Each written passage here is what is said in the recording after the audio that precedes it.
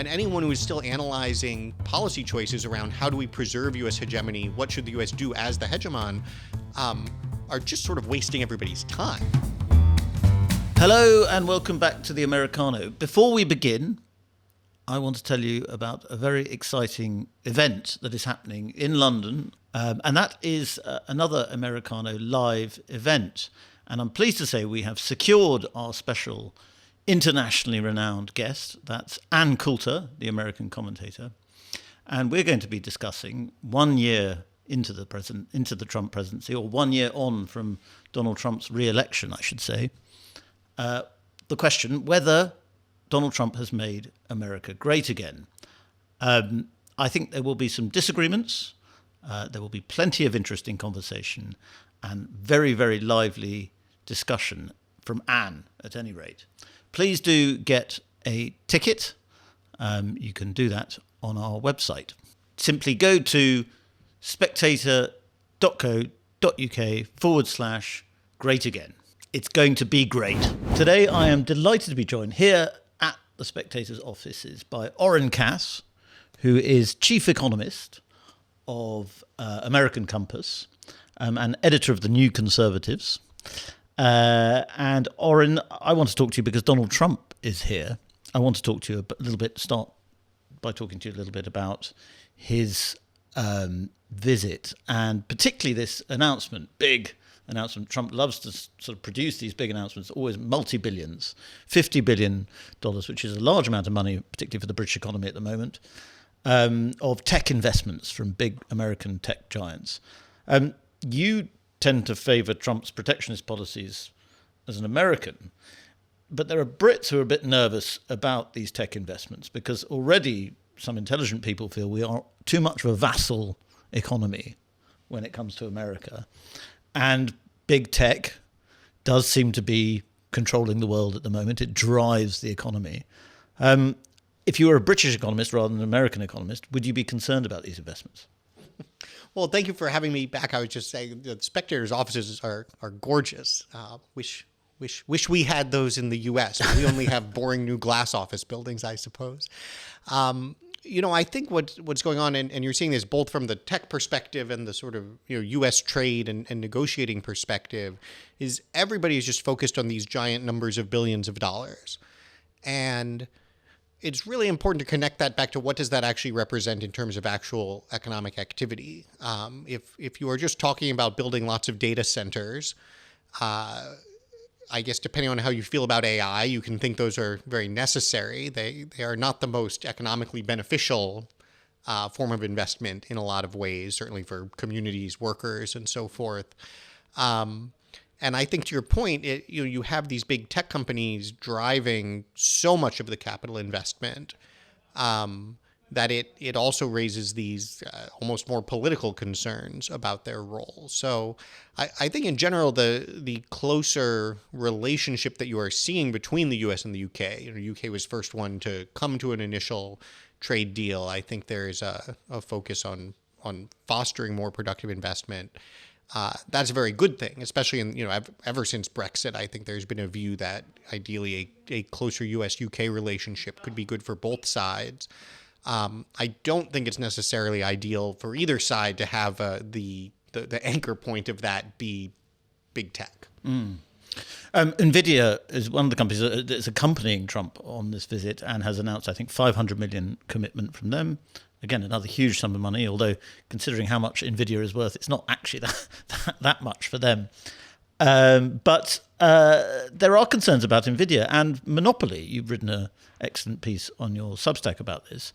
And this seems to me to point towards a fundamental tension in the Trump project, the Trump 2.0 project, which is that it is getting very, very close to these big tech corporations that have understood they need to flatter Trump. They've understood they need to tell him what he wants to hear about investments in America, about protecting the American economy.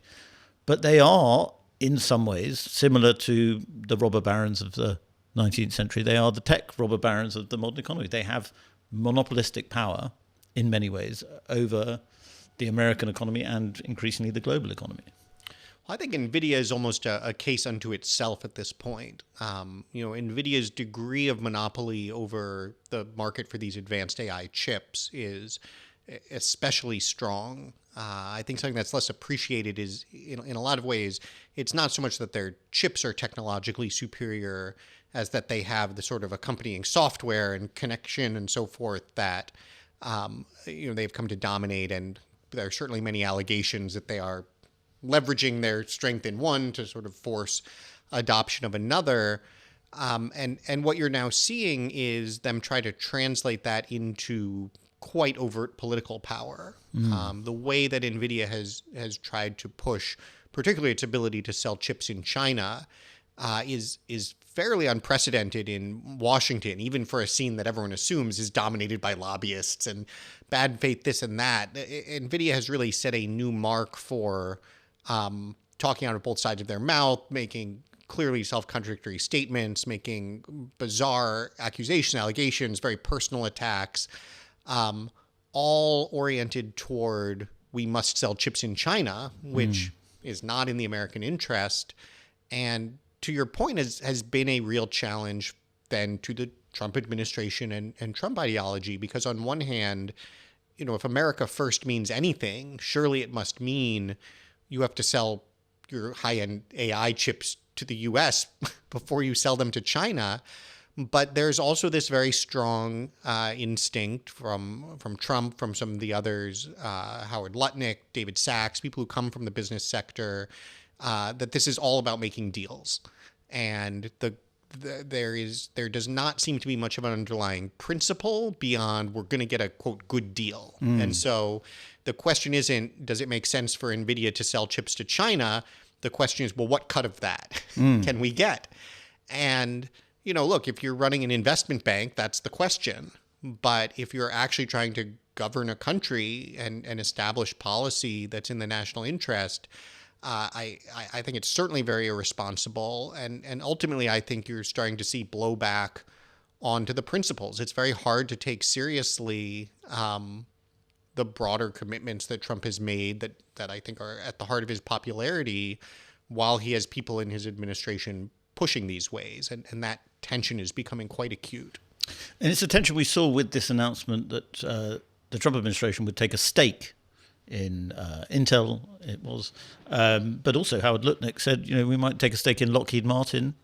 And to a lot of people who think we are living now in a new world, they might say, well, why not?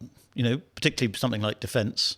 America already has a very, corrupting relationship with defense industries, arms manufacturers and so on. Why shouldn't we just make it more nakedly disgusting, if you like, and the American government, the federal government, have a share in that? What do you think about that? I think there are situations where an equity stake in something can make sense. And I think Intel is actually a very good example here, because you can contrast it with the way the U.S. is treating the other big chip companies. So the U.S. has the CHIPS Act, which is intended to sort of be industrial policy, encourage chip manufacturing in the U.S., and in general, the policy has been to just give these companies grants. We are literally paying you to build your factories here. And if you're talking about a very healthy, successful company like TSMC, Taiwan Semiconductor, Samsung, that is in fact the nature of the relationship. They don't need to be building factories in the United States. We want them to. We are inducing them to do that. Initially, the premise was that would be what we wanted to do with Intel also, to get them to build more in the U.S., but Intel has struggled so much. It has allowed its capabilities to wither so badly that it doesn't really have a credible case to being a leading edge successful producer like those other companies do. And so at that point, if the U.S. is going to say, well, we are still going to support you and try to help get you building more in the U.S., it's quite reasonable for the U.S. to say, but you actually need us too. This isn't just you could go be very successful without us. We are actually part of the potential turnaround here. And if that's the case, then saying there should be some upside for the public if this investment pays off, that's perfectly coherent. And it was interesting. You saw very briefly the administration sort of say, well, maybe we'll demand stakes in TSMC and Samsung as well. they almost immediately backed off of that because that made no sense. Why would TSMC or Samsung do that? So again, I think you have a lot of business people operating just at the, let's negotiate level. It's really important to buttress that with some actual concept of what is the appropriate role for government, what is the actual policy objective, and what is the nature of the relationship. And if you then apply that to the defense context, again, I think you see ideally what we should want is actually a defense sector that is less dependent on and less entangled with the government. We've done a lot of research at American Compass on one of the real problems in the defense industrial base, which is that it has become so concentrated in this set of the so-called primes that are entirely dependent on the relationship with the government. Back during the Cold War, actually, the overwhelming majority of the defense industrial base, supply chains into the Pentagon, they were actually predominantly commercial companies. So products for the Pentagon was one thing that they did, but they were making a lot of other products. They had a lot of other customers. And that sort of commercial discipline is part of what ensured that we could also be effective in making stuff for the military. We should be pushing to get back to that, not saying we're going to have a sort of quasi-public sector military apparatus that is not going to be, I would say, either innovative or efficient. So it's not, possibly slightly hysterical libertarians would say America's becoming like China, a kind of state-run driven economy. You're saying it needs to identify what its role is more so that innovation can have room to happen. Yeah, that's very well put. I think this is a lot of what's going on in the evolution of thinking on the right of center is that, in the Reagan era and since, there was what, we call this sort of market fundamentalism that took hold, that said the government simply has no role in the economy, and we will get the best outcomes if government intervention is essentially eliminated entirely. And that just went too far. First of all, that's sort of ahistorical. The government always had played a constructive and important role in the development of U.S. industry. Certainly that's the case in any other economy around the world, even those that are very clearly, market-driven and capitalist. And you just see a lot of things that, markets aren't going to do on their own. Markets are just going to drive capital toward whatever produces the highest return. If offshoring is what produces the highest return, that is what they will do. If speculating in cryptocurrency delivers good profits, that is what they will do. And if the public and if the national interest is for certain types of investments or for certain activities that might be more valuable than others, regardless of whether they're more profitable, that's exactly where you do need public policy to play a role. And so the question is, how do you, the sort of technical term for it is a mixed economy. How do you recognize that you are going to have a mixed economy one way or another? You are going to have a role for government, but you want to build that on some actual coherent concepts of what that role is. You want it to be sort of properly legislated and cabined. You want it to be consistent and predictable. And that's where we need to go. I think in some respects, Trump and the administration have been very helpful in saying, yes, some of this is necessary, but what we're then left with is a lot of very kind of piecemeal, case by case, let's make a deal. Whereas if we're actually going to get this right, you need to go through Congress and actually create, if they want to call it a sovereign wealth fund, that's fine. We have to actually define what is this fund, who runs it, what is eligible for it, and so on and so forth. And that's where I think we still have a lot of work to do. How concerned are you that America now is not a mixed economy? It's not a very diverse economy. It's a tech economy. Wall Street is driven by tech, by the big tech companies, by how they're doing, by how they're perceived to be doing, and by future investments into artificial intelligence.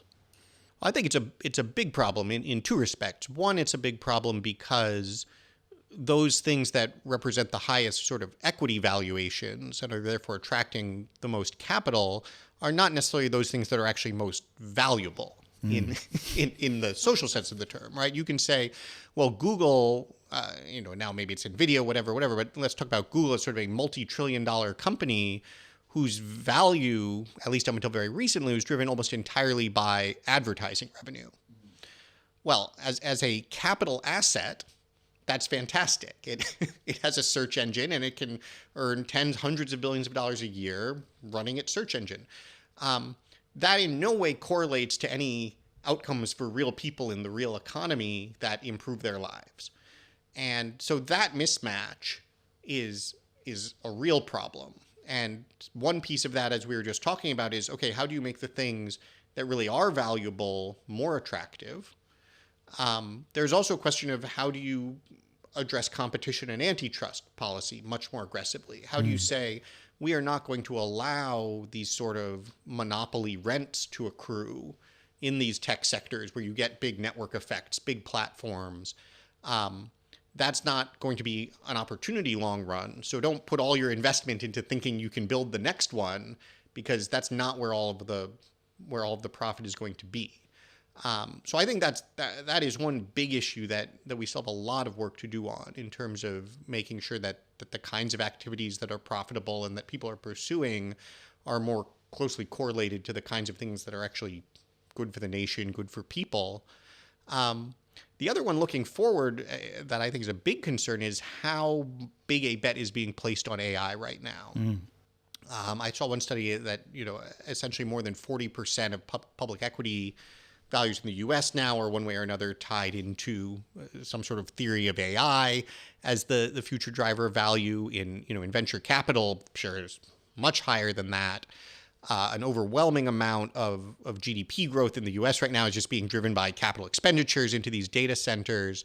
I think AI is going to be an extraordinarily valuable technology. There's going to have huge effects. I would sort of liken it to the effect that the internet had. Unfortunately, that does not justify the current valuations and current level of investment. It's a mania. It's a bubble. Yeah. And like all bubbles, it will pop at some point. In a sort of healthy financial sector, you get overweighted to a bubble and it pops and you sort of get some deflation.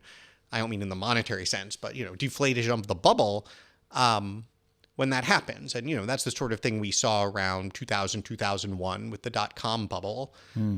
And that's sort of fine. That's the way these things go. You do run a risk of getting to a point where so much value is tied up in these things, where essentially everybody has convinced themselves that they are much richer than they actually are, that their retirements are in better shape than they are, that GDP has been growing healthily in a way that maybe it hasn't, that you get a much more systemic crisis if it unwinds. And so, I think at this point, it's something that we mostly need to be kind of studying and measuring effectively. But I would say we are getting to the point where we are almost going to have to sort of start inserting discount rates into the way we talk about these things, because the numbers as they show up on your CNBC ticker are not necessarily correlated anyway to the experience that people are going to have in their lives. And this is a bit of a concern about the Trump administration then, because Donald Trump likes sitting down with tech leaders. He did it recently, a couple of weeks ago. But there is always the fear that bubbles can be stopped from popping if the government does enough to try and stop them being popped. The government can sort of gear legislation and everything around the attempt to keep that bubble expanding. And that might be already what we're seeing with some of the ways in which the federal government and the big technology companies are interacting.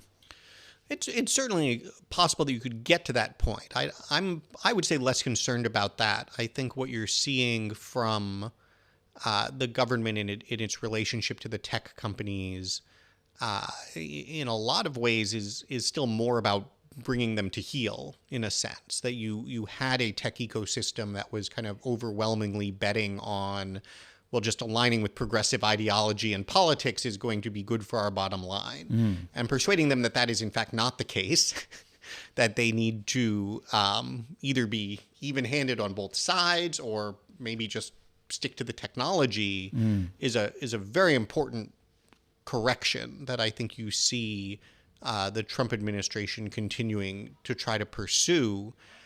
I think when it comes to AI in particular, my concerns are much more with things like selling to China, where, in a sense, you could say I'm contradicting myself, because in being concerned about selling to China, you only need to be worried about that if you think AI is super valuable and we should be hoarding it. And that's why I say I think it is incredibly important. You have to distinguish that importance from essentially economic value and consumption opportunities. When people see the valuation of Nvidia at $4 trillion, and then they look in their stock portfolio and they say, oh, I now have $300,000 available for my retirement, that's supposed to translate into someday then being able to sell that stock and there being something of value that had been produced in the world that they can consume.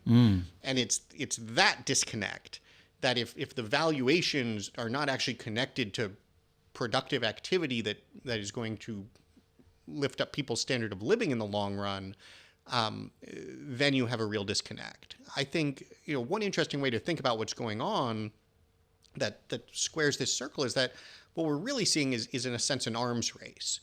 And an arms race isn't irrational. If you have some, you could say from a game theory perspective, ideally, could you sit down and work out something else? But if you have this new technology that is going to be very important to economic competitiveness, it's going to be very important to military superiority, then yeah, you kind of do have to slam your foot on the gas pedal and build as quickly as you can and build more than the other guy builds.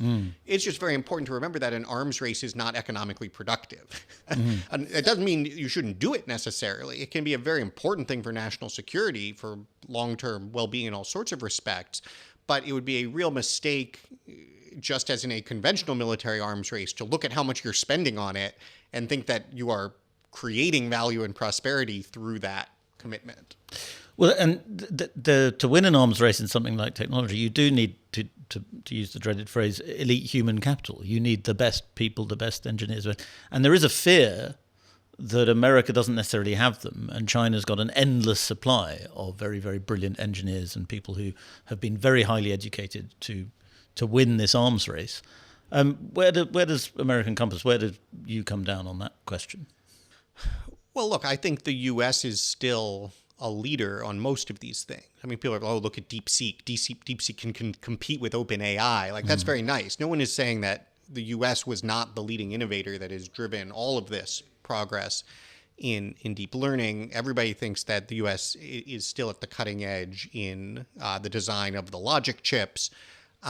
There's this intermediate step, of course, of who can actually make the chips. Yeah. And that's where the U.S., in partnership with, it's actually a Dutch company called ASML that makes these $100 million machines that, it's arguably the most complex activity humanity has ever engaged in, is making these chips. I can never quite understand how it's, because I can't understand it, because it's all about just how thin you can slice it. Isn't it? That's what ASML. Yes. Well, essentially, what you're doing is it's how many transistors can you fit how close together. Yes. And so you need, you're at 2 nanometers now. You need to be able to lay films and shoot lasers at that refinement with no margin for error. Yes. Across, I think an Nvidia chip has 100 billion, 200 billion transistors on it. That's very hard to do. Yeah. At my level of understanding, I can say with authority, it is very hard to do. Yeah. China's a good decade behind what the U.S. and again with other Western companies can do on that front. So it's certainly the case that China will continue to catch up. It is now a global power in its own right. It has, as you said, that extraordinary depth of technical expertise and engineering talent. The flip side is that I think that really underscores the need for the U.S. to take an approach where the future U.S. grand strategy, in a sense, needs to be to maintain a scale and a trading bloc and an alliance that is of comparable scale. I think it's very important to abandon this idea that the U.S. can be the global hegemon and just call all the shots, but you don't want someone else to be the global hegemon instead. The U.S. needs to have a scale of population, a scale of market, a scale of talented engineers and all, capital available for investment that is at least on par with China's. And if you combine the U.S. with EU, with Japan and Korea, with potentially with India as an ally, we are still in a very good position there, certainly. On top of that, we have the advantage of ultimately a better system. I mean, I do think it's very important to still have confidence in the long run that a U.S. market-driven liberty-oriented system is going to perform better than the system that China is operating. We will continue to see opportunities to win, to take some of their best talent for ourselves as well if we want to. You don't see a lot of top American engineers sort of trying to figure out how to move to China, and that will remain the case. But it is definitely a different type of strategic competition than the way we've been thinking about things since the Cold War ended. And I wonder how tariffs impact something like that, because you are one of, if not the leading public intellectual in favor of tariffs, I would say. You also wrote a very interesting piece for the New York Times recently saying this is where I can't remember what the headline was, but your argument was we've had the 100 days, we've had the sort of the first phase of tremendously frenetic action from the Trump administration, which seemed at times to be turning the world upside down several times in a day.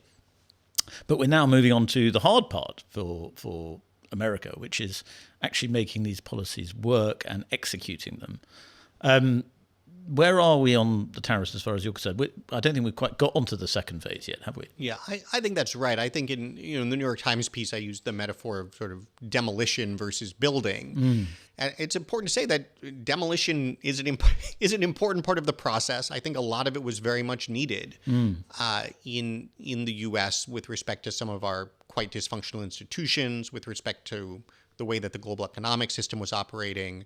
And, Trump and the administration deserve credit for recognizing that in a way other political figures in the U.S., certainly in Europe, refused to, and being willing to do that, turning upside down or, sort of taking a wrecking ball to a lot of stuff.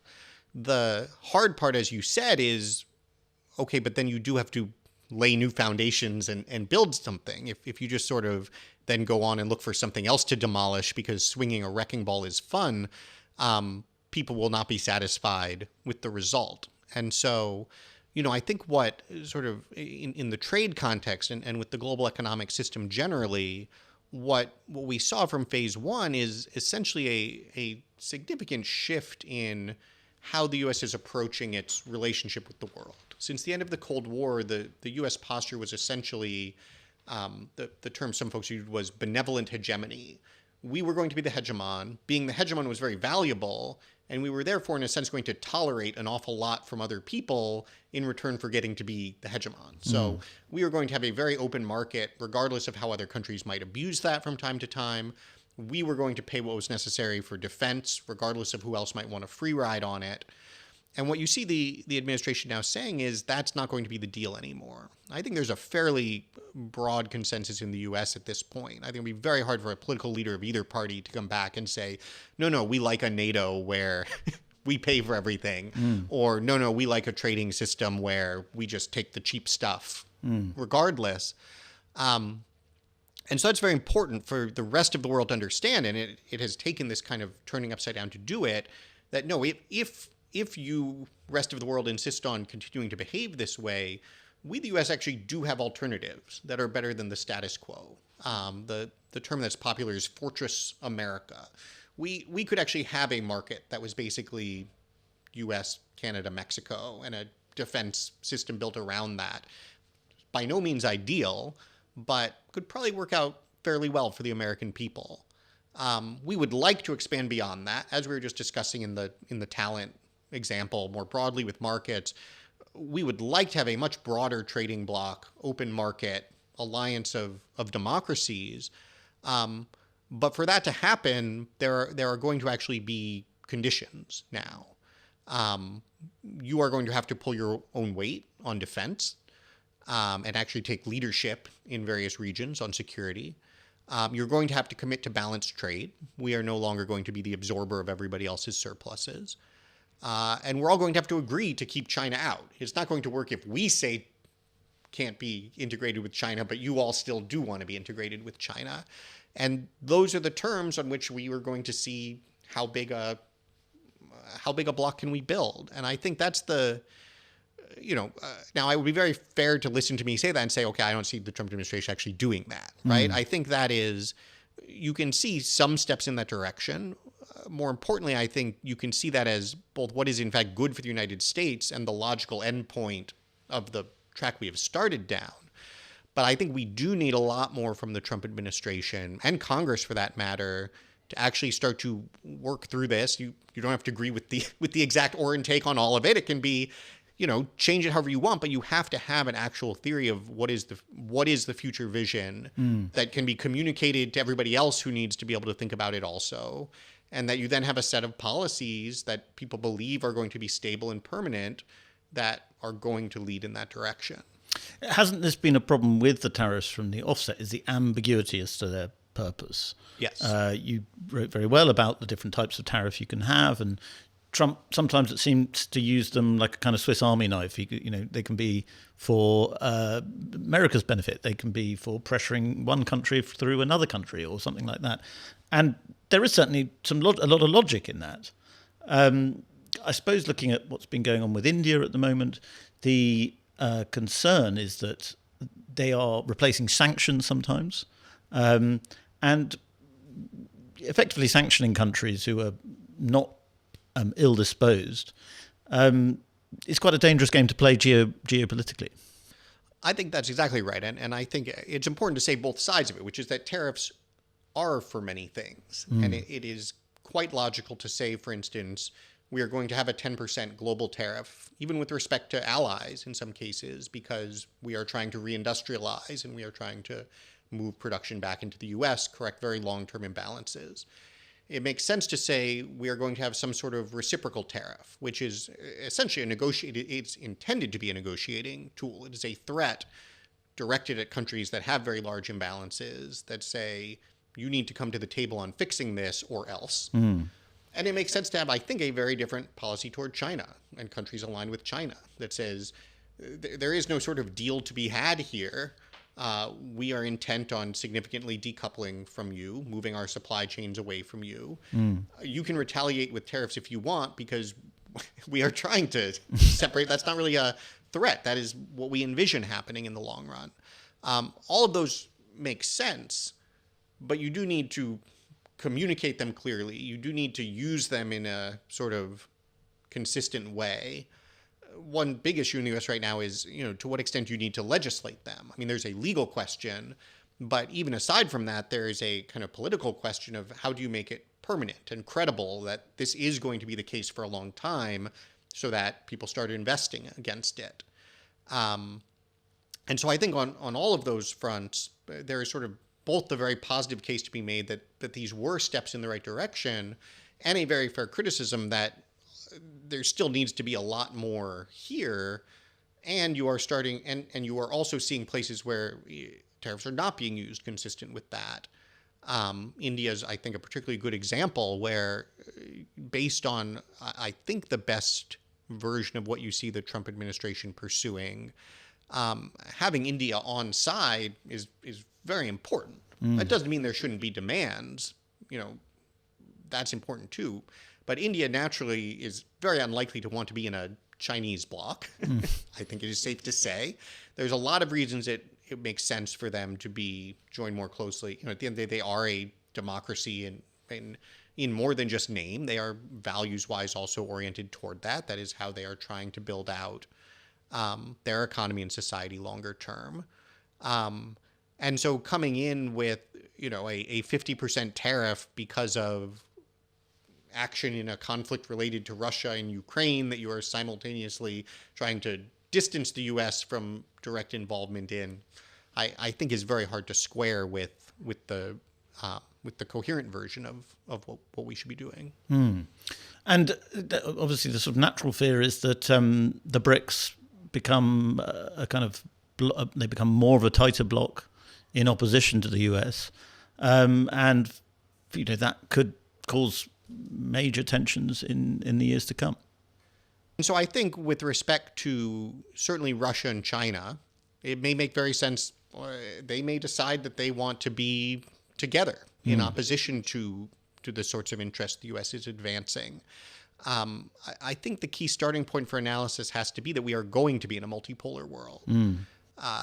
Secretary Rubio, I think, did a very nice job articulating this right after taking office. He did a very long interview with Megyn Kelly, and this is one of the points he made, that the unipolar moment was a moment. It was a total anomaly from a perspective of world history.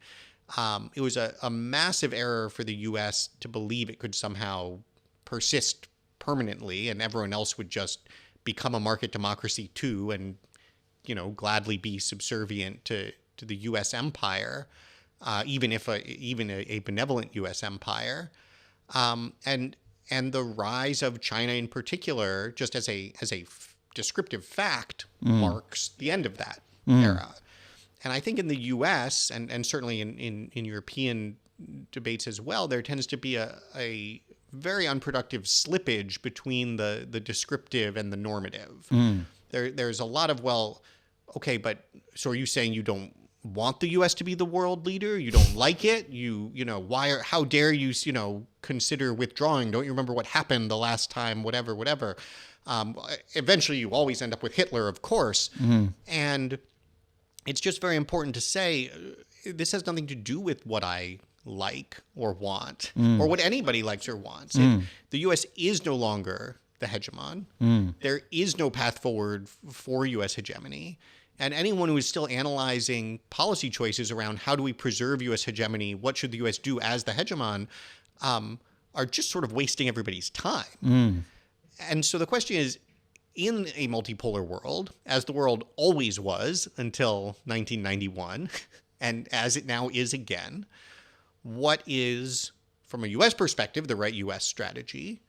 And for a lot of countries that had been enjoying the benevolent hegemony, how should they then react? Because I think, one thing you'll hear, and this is why I thought you'd said Brits, is you will hear people say like, oh, well, if the U.S. treats Europe badly, like, well, the, UK and the EU, maybe they'll just decide to, side more closely with China.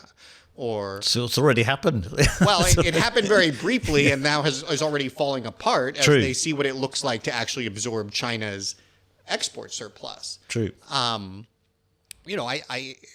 Ultimately, there is a question of civilizational will. If the Europeans look around and say, we would rather become a sort of satellite of communist China than put up with these, rude things that Donald Trump says, we can't help you. I don't know what to tell you. But any rational assessment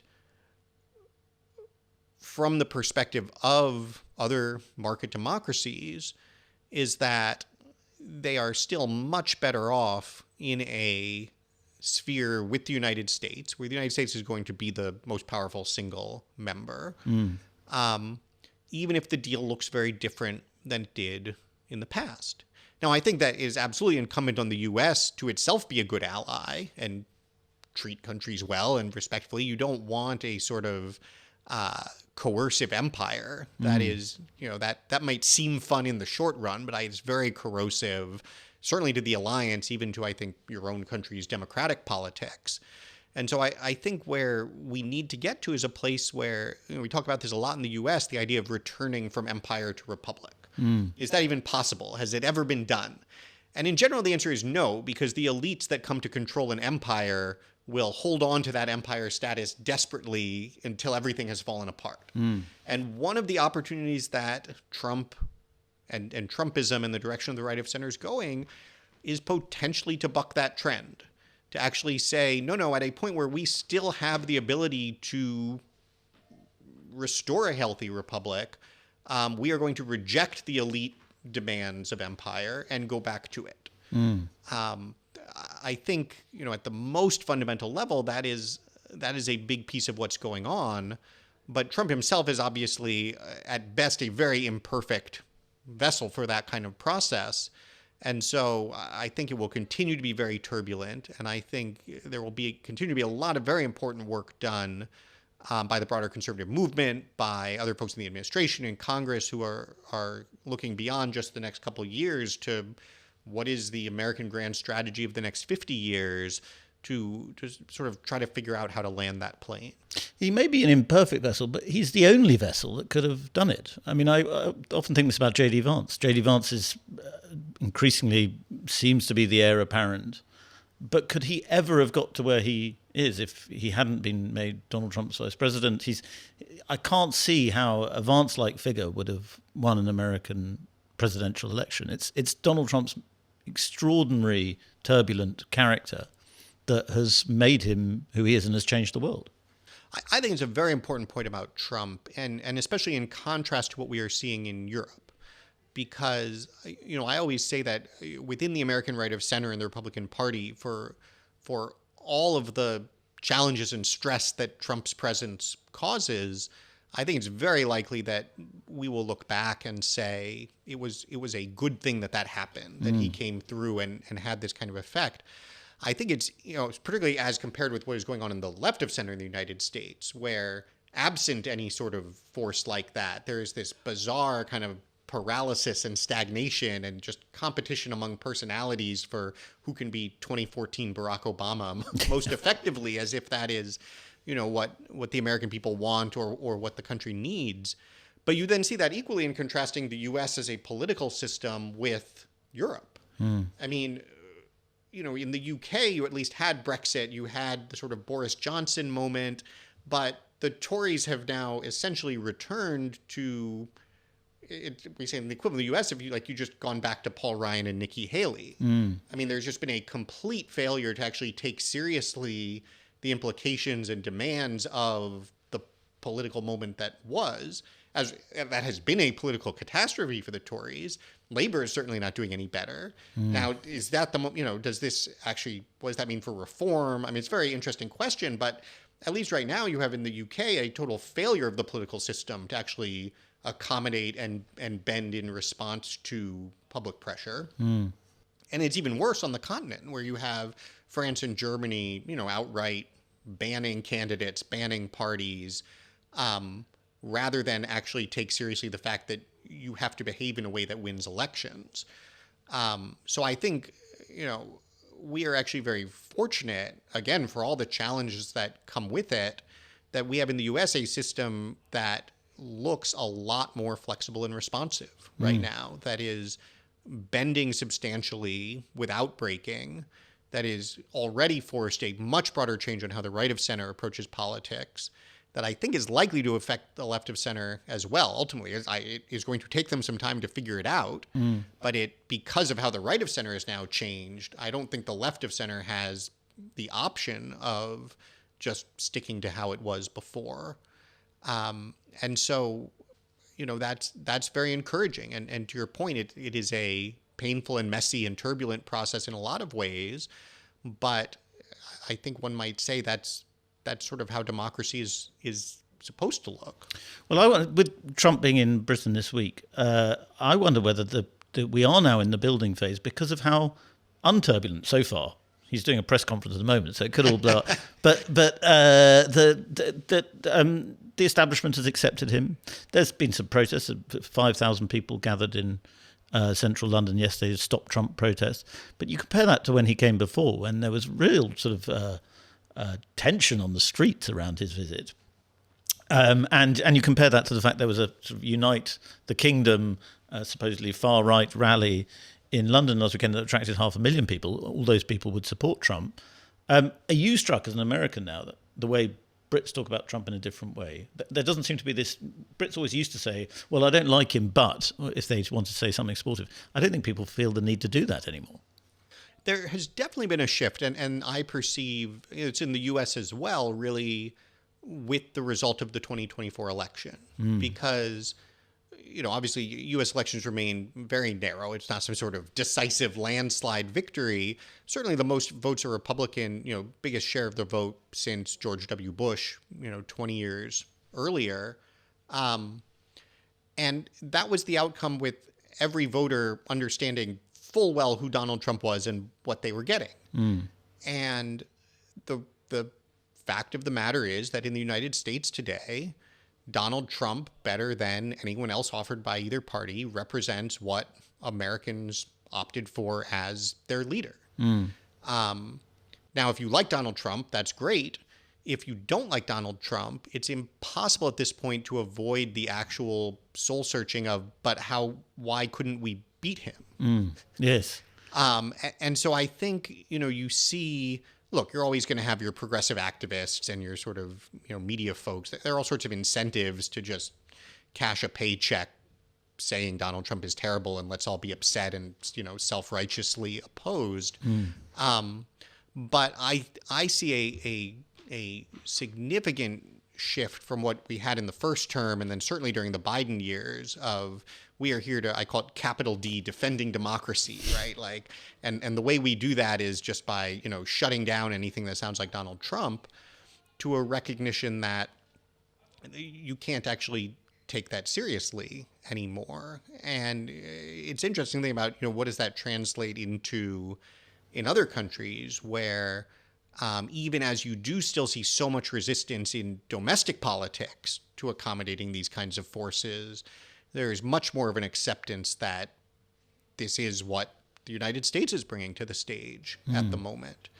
And so I think, my hope would be that starts to shift things elsewhere as well. I mean, I'm here right now because American Compass and the Spectator are doing this conference together on the question of, what are the lessons to be learned from what has been a more successful transformation of the right of center in the United States than what certainly the UK and other European countries have managed.